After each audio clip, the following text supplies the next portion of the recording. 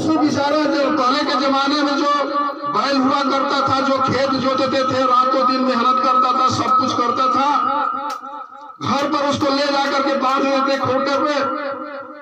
वो बेचारा न कुछ कहता था, न अपने लिए अपना पानी की मांग करता था, न भोजन की मांग करता था, एकदम खूंटे में बंधा हुआ रहता था। मालिक चाहे तो उसको पानी दे या खाना दे, वो मांगता नहीं था। ठीक उसी तरह आपकी स्थिति शुरुआती दौर में थी।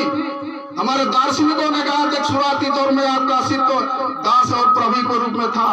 एक प्रभु वर्ग पैदा हुआ जो कहता था कि हम गॉड गिफ्ट हैं, भगवान से मतलब कि हम भेजे हुए हैं, हम जो कहेंगे वही तुम्हारा अस्तित्व है, हमारे बिना यहाँ कुछ नहीं, पत्ता तक भी नहीं हिल सकता है। और वह जिंदगी आपकी दास की थी।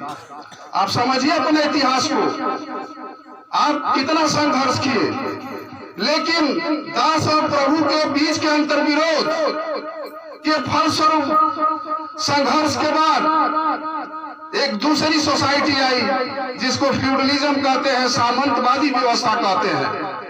ये एक दिन का मामला नहीं है, ये हजारों साल का मामला है। इसको एक मतलब कि एक व्यवस्था हजारों साल चली है, लेकिन वही दास और प्रभु के अंतर्विरोध ने फ्यूडलिज्म माने सामंतवादी व्यवस्था को लाया। सामंतवादी व्यवस्था को लाने के पीछे एक भौगोलिक कंडीशन थी, भौगोलिक स्थिति थी। उस समय में कृषि का जो है प्रादुर्भाव हो चुका था, कृषि डेवलप हो रही थी, दस्तकारी युग पैदा हो गया था, दस्तकार लोग पैदा हो गए थे, छोटे छोटे आपके औजार पैदा हो गए थे, खेती बाड़ी का काम शुरू हो गया था। वैसे समय में सामंतवाद बहुत मजबूती के साथ अपना जो है आधिपत्य जमा रहा था। लेकिन आइए हम देखें कि सामंतवाद में आपकी स्थिति क्या थी। सामंतवाद में आपकी स्थिति गुलाम की स्थिति थी।